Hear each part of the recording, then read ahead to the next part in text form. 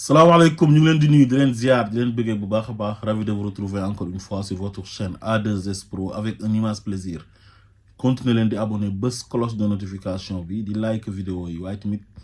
bu leen fàtte di ko partager di commenter dina ci am solo lool. Ma ñëwaat ci les sonkophobes ba tey parce que man dama fay nekk di démasquer di déshabiller les sonkophobes di leen summi bañ set wecc weer leen ba askan wi xam ne c'est des vauriens des faux types des aigris des haineux yoo xam ne dañuy déverser seen colère ci benn nit boo xam ne yàlla moo ko may ñoom ñu bañ ne loolu duñu ko nangu ba pare lu tax ñu gën ko bañ mooy ñoom lu ñu tàmm di fen muy dox di tappale muy dox di toog muy dox grand Babacar mii dafa bokkoon ci journaliste yi nga xam ne journaliste système bi lañ maanaam Macky Sall bu mu ñëwee bañ ko critiquer te xam ne presse dafa am doole lool ci réew su fekkee dañ lay critiquer toujours mën na la indil ay problème Macky Sall dem jënd ay maison de presse ay patron de presse di leen jox xaalis di leen financer pour ñu koy défendre léegi nag loolu pendant 12 ans ñoom ci lañ nekk di dund léegi ñoom corruption lañ doon dundee ñoom ñu ëpp ci ñoom ñu xam ne Ousmane Sonko mii kat nit ku jub la ndax ku yàlla préparé la mu mën a wax ak ay nit ba convaincre leen ñu topp ko rawatina ak ndaw ñi nekk ku wóor moo tax nag ñu bari bañ ko parce que sénégalais ñun ñu ëpp ci ñun dañoo bëgg lu yomb dañoo bëgg di am xaalis te duñ sonn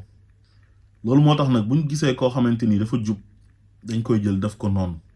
li olof njaay di wax naan ku aj du bëgg ku teen ku suul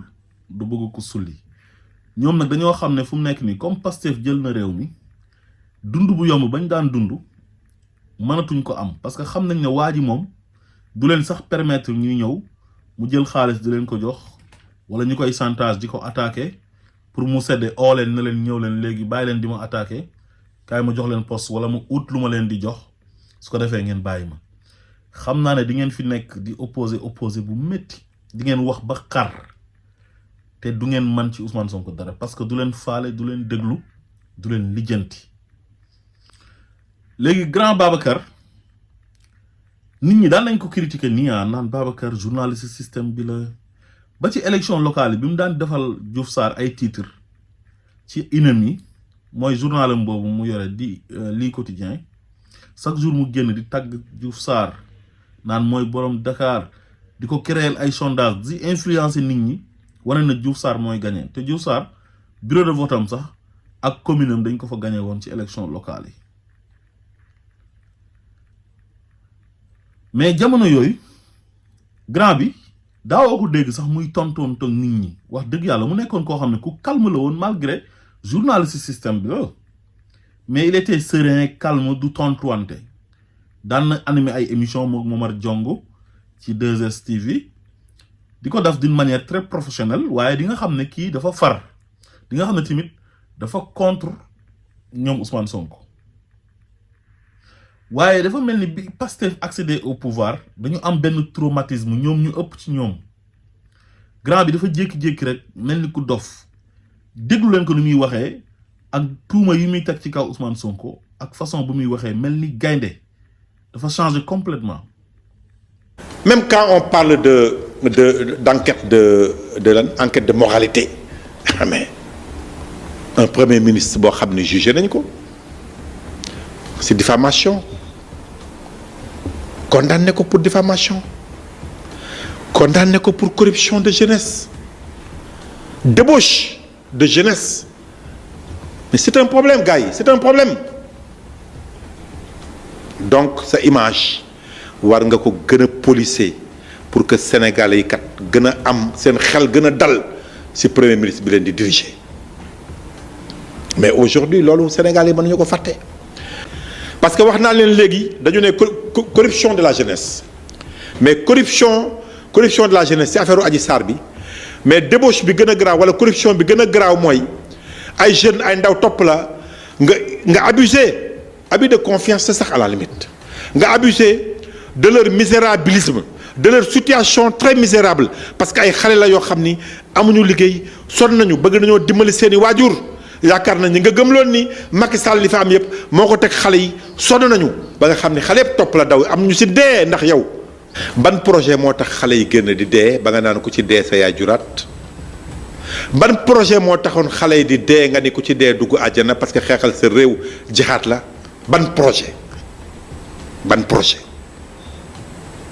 bëgg nguur warul jar yenn yi waaye li nga fi wax ci xeetu wax bu ñu ko doon teg émission la c'est un problème Ousmane Sonko te bëgguñu premier ministre boo xam ni ñun Sénégal dañ ñu yàpp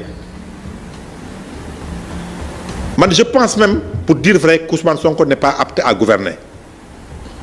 man loolu laa gëm Ousmane Sonko n'est pas apte à gouverner parce que li nga xam ni moo nekk ci ndoddam les nombreuses accusations appel à l'insurrection greffe yoo xam ni yu ci bët dëgg ba tey état bi war a rembourser ñi ñu yàqal te yow say appel rek moo tax ñu yàq ay milliards toj ay banques toj ay stations d'essence ay jeunes dees yi bi nga arrêté ne damay nekk candidat par force nangu ni Diomaye mën na nekk candidat ci la manifestation yi arrêté parce que ñaari mbir ñoo indi woon manifestation yi Macky Sall day def troisième mandat te Macky Sall masu la wax ni day def troisième mandat nit ñi manifester ci dee si Macky Sall dem ba ci biir ne leen ah man de defuma troisième mandat am ñu ci deewoon ndax loolu ndax yow say wax. waa gis ngeen ko moom lu muy def nii c'est pas du journalisme c'est pas du tout professionnel ça moom kenn xamewu ko woon lii parce que moom day xaste te wax yu muy wax yëpp xam na ne dara du ci dëgg moom il attaque directement Ousmane Sonko moom la personne de Ousmane Sonko la amal problème boo ko déggee da ngay xam ne kii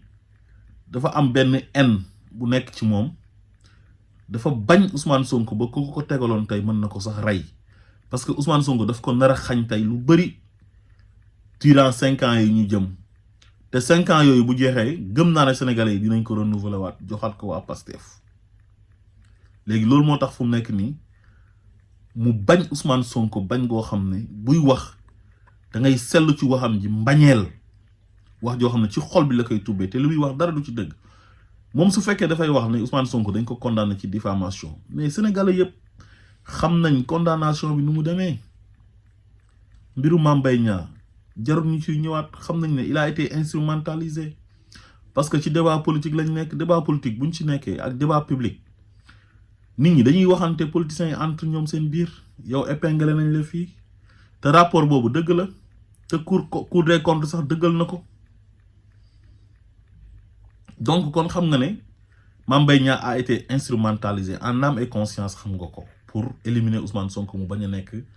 candidat xam nga ne Ousmane Sonko dafa subir ce qu'on appelle l'acharnement judiciaire Macky Sall dafa amoon ay magistrats yam am procureur am yoo xam ne c'est des voyous ay délinquants mu teg leen ci cours et tribunaux yi uniquement pour ñuy acharné wu ci ko Ousmane Sonko loolu wóor na la te ni ngay waxee nii jamono jooju daawoo waxee noonu mbiru Adji Sarr ba tey xam nga ne complot la sénégalais yi xam nañ ko teg nañ ci seen bët te ay preuve moo ko wane te yow en âme et conscience xam nga ne mbiru Adji Sarr complot la xam nga ne condamnation boobu tamit du condamnation bu dara condamnation boo xamante nii la dañ ko def uniquement pour Ousmane Sonko bañ a nekk candidat parce que xam nañ ne Ousmane Sonko bu nekkee candidat day gagner élection yi léegi nag ñuy ut ay yoon ut seen ay magistrat ut seen ay procureur pour barrer ko la route pour mu bañ a nekk candidat waaye yow xam nga ne corruption de la jeunesse boobu noonu jugement boobu teguwul ci yoon teguwul ci dëgg ay tàppale la te sénégalais yépp xam nañ ko teg ci seen bët te yow xam nga ne moom il a été jugé par contumace grand yow tamit te contumace boobu noonu bi ñu ko jàppee boobu la daanu te juge Sabassy Faye Ziguinchor dëggal na ko juge Ousmane Thion tribunal bu Dakar dëggal na ko mais yow ku la dégg ngay wax tey day xam ne waxoo ak xam-xam comme nang daan waxee bu njëkk ba mais da ngay wax ak en ak mer te da ngay xaste dafoo analyse li ngay def nii du analyse grand lii xaste la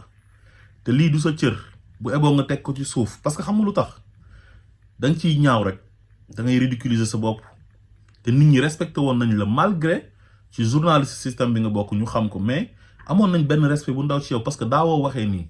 bi fi Macky Sall nekkee am na ñoo xam ne nii lañ daan waxee ci façon bi mais yow kenn mësul la xamee lii te mënoo wax ba Ousmane Sonko du continuer di nekk premier ministre mënoo wax ba président Bassirou Diomaye Faye du continuer di jiite réew mi pendant 5 ans te Sénégalais yi dinañ ko renouveler incha allah te Diomaye bu paree Ousmane Sonko mooy ñëw nekk président kon grand su eboo nga noppalu moo gën lii daf lay sonal da nga fi am cardiaque léegi ci sa plateau bi dee fi te su boobaa sa soxna dina ñàkk sa njaboot dinañ ñàkk. beneen bi fen nga grand lu tax ma ne fen nga yow da nga jël benn wax boo xamante ni benn vidéo bu ñu jëloon monté ko la te ñëpp xamoon nañ ne vidéo Ousmane Sonko lañ jël charcuté ko monté ko à leur manière pour luñ bëgg déggloo Sénégalais yi dégg ko mooy ku dee sa yaay juraat Ousmane Sonko waxeewu ko noonu nañu déglu original bi ñu ñëwaat comme ni ko Ousmane Sonko waxee woon. ñun de jaral nañu te lu ne ñàkk nañ ko ci te loolu la xale yi gis ba ànd ak ñun moo tax xale yi ne leen ku dee sa way juraat dee du ci am sax bu soobee yàlla moo tax xale yi ne leen ku dee sa way juraat dee du ci am sax bu soobee yàlla. kon defe naa ne leer na Ousmane Sonko nii la ko waxee dafa ne xale yi sax ñu ngi naan ku dee sa yaay juraat mën na leen loolu sax du ci am bu soobee yàlla. kon les propos de Ousmane Sonko ont été modifiés par ses détracteurs. sa beneen fen bi mooy nga ne Ousmane Sonko il n'est pas apte à diriger loolu ay fen la grand loolu du dëgg Ousmane Sonko moo la gën a apte pour diriger nga ne Ousmane Sonko dañ koy toppee appel à l'insurrection parce que dafa oo ay nit ñu génn yàqal ay nit loolu tamit da ngay fen Macky Sall dafa nekkoon nekk un tyran un dictateur intérêt personnel am ak yéen ñi ànd ak moom di jël xaalis sénégalais yi di ko sàcc di ko lekk di muuci deretu sénégalais yi ngeen bëgg a toog ci réew mi continuer di noos di noot sénégalais yi sonn bu ñu añee duñu reer bu ñu reeree duñu dékk bu ñu feebaree duñu faju seen doom yi dugg ci gaal yi dee Macky Sall du leen sax jàlle di leen mépriser manifestation di am muy rey suñu ay doom mook ay nervem ak ay gendarme ci loolu ngeen bëggoon a continuer ngeen xam ne Ousmane Sonko moo leen koy xañ ngeen bëgg ko noot xale yi nag nga xam ne dañoo am yaakaar ci Ousmane Sonko génn di xeex pas pour Ousmane Sonko waaye di xeex pour seen démocratie réew di xeex parce que dañoo bëgg a noot koo xam dañoo am ci moom yaakaar ñu taxaw di xeex pour ñu bañ ko fagaagal maanaam di xeex contre injustice te yaa ko gën a xam nga ne li ngay wax ni dara du ci dëgg ba pare fa nga fàtte ne Macky Sall bi muy dem mais dafa proposer benn loi bu ñuy tuddee amnistie mais loi d'amnistie boobu noonu malgré lu ñu doon toppee Ousmane Sonko ay fen la ay kàcc la Macky Sall ak procureur am ñoo toog ak ministre de la justice am di créer seen ay chef d'inculpation di ko wékk ci ndodd Ousmane Sonko ba wékkaale ko Bassirou Diomaye Faye waaye xam nga ne loolu dara du ci dëgg sénégalais yu bëri xam nañ ne loolu du ci dëgg jiñ nañ ko terroriste jiñ ko appel à l'insurrection jiñ ko salafiste ay association de malfaiteurs lu nekk jiñ nañ ko kaka jiñoon moo xëy benn jour voté lu benn loi bu tudd loi d'amnistie setal leen ne ñii lu ñu leen doon toppee ay fen la Macky Sall ci boppam moo ne moom daf doon fen mook ministre de la justice am ak ay procureur am ak ay juge d'instruction am ak Antoine Diome mu bon moomu kon defe naa ne yow loolu waroo ci revenir donte Macky Sall loi d'amnistie bi boppam moo tax parce que scandale yi am Sénégal ak crime yu am Sénégal grand Babacar yëg nga ko xam nga ko waaye dangaa bañ Ousmane Sonko da nga far ci Macky Sall da nga xam ne robinet yi day tëj yaa ngi commencé sonn xam nga ne nanga daan amee xaalis dootul yombati xam nga ne ce journal boobu di lii quotidien mënoo cee jaay sax 20 exemplaires loolu moo tax nga mer di waxee en waaye li ngay wax xam nga ne dara du ci dëgg te daan nga gis lu gën a yées ci Macky Sall di ci teg sa bët te mosoo ko wax. benn gendarme bu ñuy tuddee Didier Badji rey nañ ko fi, rey xaritam Fulbert Sambou, rey fi ay manifestants, rey fi François Mancabou, ay nit exilé wu génn dëkk bi. façon ñaawteef bu nekk Macky Sall def na ko fi te mosoo ko wax te ba léegi nii waxoo ko. defe naa ne Macky Sall lañ mën a teg baaraam ne moo fi def ñaawteef yi, waaye du Ousmane Sonko lañ war a reprocher quoi que ce soit ci mbiru ñaawteef. xam naa ne di nga sonn loolu yàgg sa ay morom parce que li leen dal dafa métti, mooy seen xol yi dafa feebar ndax da ngeen a bañ nit koo xamante ni yàlla moo ko tànn def ko ci xolu sénégalais yi, ngeen ne yéen loolu du ngeen ko nangu. mu nekk nit ku jub, ngeen bëgg lu yomb, nanguwulee na sonn pour am xaalis. ngeen xam ne kii du dox ci ay chantage, du dox ci ay tappale, nit ku jub la. ngeen xam ne mënu leen a def ak moom, ngeen ko doon barrer la route pour mu bañ a accéder au pouvoir. te li leen gën a métti te gën leen a bett mooy Macky daf leen a gëmloo woon ne leen Ousmane Sonko saye éliminé naa ko, jàpp naa ko, tëj naa ko, chef d'inculpation yi ma teg ci ndoddam manu cee rëcc, Pastef tas naa ko, Bassirou Diomaye Faye sax candidature am du jàll. Ousmane Sonko def stratégie am ba candidat président Bassirou Diomaye Faye jàll. Pastef mi ngeen doon xeex accéder au pouvoir, Macky Sall à la dernière minute moo xam ne mënatu ci dara, mu bàyyi leen dem, bàyyi leen fi, jaxase leen ak sénégalais yi. ngeen xam ne fu mu nekk nii yéen ak waa Pastef yéen a fi des, te ni ngeen doon dundee mënu leen ko dundee ak Pastef, parce que Pastef ñetti J yi la: jub, jubal, jubbanti, te yéen da ngeen a dënk. léegi nag ñu ñëw ci li mu wax Pape Alé Niang. C'est un militant de Pastef qui a été récompensé. C'est pas le journaliste. Son militantisme, kenn gënu koo nekk militant au Pastef Pape Alé Niang. ñu tëj ko ci kaso ba mu am problème de santé, def grève de la faim. Son militantisme, son engagement pour le projet et pour Ousmane Sonko, leader du projet, son engagement à côté de Ousmane Sonko, son engagement pour protéger le projet de Pastef, pour se battre à côté des patriotes, en étant patriote dans sa manière de faire son travail, lui vaut aujourd'hui cette récompense. Récompense là, da ko war a am. Il s'est battu en tant que politicien, il s'est battu pour défendre le projet de Ousmane Sonko, pour défendre Pastef. waaw ñu toog léegi nag les autres responsables de Pastef di seddu di pàccoo, ñu ne Pape Alé Niang du seddu du pàccoo, day pàccoo di ñëpp. est-ce que xam ngeen ne Babacar Jonn bii nii Pape Alé Niang moo ko yóbbu 2STV bu mu nekk nii? Pape Alé Niang moo nekkoon 2STV gérer tout ce qui est débat politique, di invité Babacar Jonn, ñoom ñaar ñuy poser question yi nga xam ne ñoom la ñuy invité, mooy seen invité de taille yi ñuy am. léegi nag Pape Alé Niang ñëpp jàpp ne dafa ànd ak Ousmane Sonko. Macky Sall mettre la pression ci El Hadj Ndiaye te El Hadj Ndiaye dàq Pape Alé Niang. loolu moo tax Babacar toog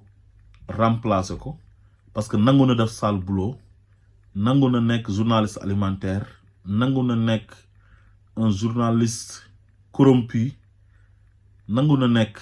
un nervi médiatique, te Pape Alé daf doon bañ loolu. léegi moom nee na Pape Alé dafa bokk Pastef, Ousmane Sonko récompensé ko. mais grand, tu mens encore, da ngay fen, waxoo dëgg. mag mu toll ni yow ngay toog ci plateau télé di fen. Pape Alé xanaa kon dafa àndoon ak Macky Sall? Pape Alé bi Macky Sall di subir injustice au sein du Parti démocratique sénégalais, daf ko doon jox ay opportunité ci ay plateau télévisé, ba ci le 31 décembre 2011 Macky Sall la invité. Macky Sall jox sénégalais yi programme am, sénégalais yi wóolu ko, ba ci mois de février ba ci lañ ko falee def ko président de la république. te jour bi Macky Sall faloo, Pape Alé dafa kontaan ba da doon jooy ci plateau bi, parce que dafa xam ne daf ci participer ci nit koo xam ne dañ ko doon noot mu koy jàppale participer na ci ak falom te pourtant demul uti poste dafa toog fa mu toog gis ne Macky Sall mii kat du waaja lu taxoon ñu fal ko def ko ci lu gën a yées lu Ablaye Wade nekkoon ci la nekk Pape Alé ànd ak askan wi di xeexal askan wi di dénoncer ñaawteefu Macky Sall yi lu nekk mu daj ko ci dugg ci kaso def ci grève de la faim te pourtant su nangu woon dina nekk conseiller en communication yu nekk ci palais ba yore voiture de fonction yam jox ko maison de fonction jox ko passeport diplomatique jox ko ay avantages ak ay privilèges di ko jox salaire di tubb xaalis sax di ko may waaye moom féeteeg askan wi moom moo ko ñor soo waxee loolu xanaa kon da ngay wax ne Pape Alé Khalifa Sall la àndaloon Khalifa Sall bi koy Macky Sall di teg injustice di ko tëj kaso Pape Alé même posture bi mu am nii moom la amoon Ousmane Sonko dañ ko téye di ko persécuter ci dëkk bi mu dëkk muy dund injustice bu métti moo partem Pape Alé defaat comme la mu defoon ca ba ñuy teg injustice Macky Sall ak ba ñuy teg injustice Khalifa Sall mu leen doon jàppale léegi nag c'est le président qui nomme à tous les postes civils et militaires premier ministre mën na ko proposer tamit ay nit waa léegi nag nit ku nekk ki nga wóolu moom ngay fal su fekkee da nga ne Ousmane Sonko moom moo fal Pape Alé Niang RTS mais Pape Alé Niang la wóolu ci poste boobu noonu moom moo tax mais yéen vous devez respecter les Sénégalais xam nga lu tax Sénégalais yi majorité bi ñoom ñoo tànn waa Pastef teg leen au pouvoir ginnaaw bu ñu recalé le président Ousmane Sonko mu proposer président Bassirou Diomaye Faye comme candidat Sénégalais yi bëgg gi ñu bëgg Ousmane Sonko moo tax mu proposer leen Bassirou Diomaye Faye ñu votel ko yéen benn minorité bu ndaw ngeen nekk fi ne loolu du ngeen ko nangu au lieu que ngeen critiquer ay critiques yu objectif ngeen di xaste di saagawaate di ŋàññi nit ñi mais loolu ça ne peut pas continuer parce que da ngeen nar a wax ba dee kenn du leen def dara parce que duñ fi def comme li Macky Sall doon def ku sëqat ñu jàpp la dem tëj la ci kaso bi non non dañ leen di bàyyi ngeen wax ba dee parce que tekkiwu leen dara ci réew mi minorité ngeen yéen li ngeen di def nii da ngeen di yokkal seen bopp ay noon parce que majorité sénégalaise bi mënuñoo am ci ay nit confiance fal leen ba pare yéen ngeen taxaw di ŋàññi ñooñu te ñooñu defaguñu fi lu dul weer te critique yi ngeen di critiquer tegu leen ko ci yoon ci en ngeen ko teg kon grand ce que je te conseille mooy nga noppalu yaag sa ay morom Ousmane Sonko du ko ñuy teg pression ba mu dellu ginnaaw Ousmane Sonko du ko ñuy chantage te loolu xam ngeen ko man ngeen a wax fii ba fanweeri at du leen tontu du leen faale du leen lijjanti te su boobaa yéenay sonn te terewul moom li mu war a daf koy def. am na beneen fen tamit boo xam ne fenaat nga ko nga ne bi Ousmane Sonko waxee ne moom nekkatul candidat nañu parrainé président Bassirou Diomaye Faye moom mooy nekk candidat yam ci la manifestation yi arrêté kenn manifesteetul mais dangaa fàtte ne Macky Sall bi mu fommee élection yi manifestation amoon na ba ñeenti nit dee ci fomm élection rek beneen bi nga ne Macky Sall bëggul woon def 3e mandat loolu ay fen la Macky Sall da doon manœuvrer pour def 3e mandat def na lu nekk il a tout fait pour def 3e mandat manu ko mu xam ne bu demee du jàll ci la retiré wu bi mu retiré wu mu ne xaaral ma songu Ousmane Sonko te fen yi ngeen doon fenal Ousmane Sonko yëpp yéen seen groupe bi ak procureur u Macky Sall bi fen yi mu doon fenal Ousmane Sonko ak Macky Sall ak doyen des juges di ko teg ay chef d'inculpation yoo xam ne ñëpp xam nañ ne ay fen la mais sénégalais yi yéen ñoo leen njëkk a fen loo yéen sénégalais yi ñoo leen voteel ne leen yéen rebelle bi terroriste bi salafiste bi moom moo ñu doy ñun moom lañ bëgg xanaa sénégalais yi nag du ñu jël ay nit ñoo xam ne ñu bon lañ ba pare di leen voteel kon yéen sénégalais yi dañu leen a fen loo yéen ne leen yéen vous êtes des menteurs parce que li ngeen di wax ci ñii amul ay yàq der la parce que sénégalais doo ko wax ne ko kii terroriste la ba pare mu ñëw di voter terroriste bi doo ko wax ne ko kii rebelle la mu ñëw di voter rebelle bi kon sénégalais yi fenloo nañ leen yéen jour le 24 mars 2024 kon vous devez fermer vos sales gueules qui puent la merde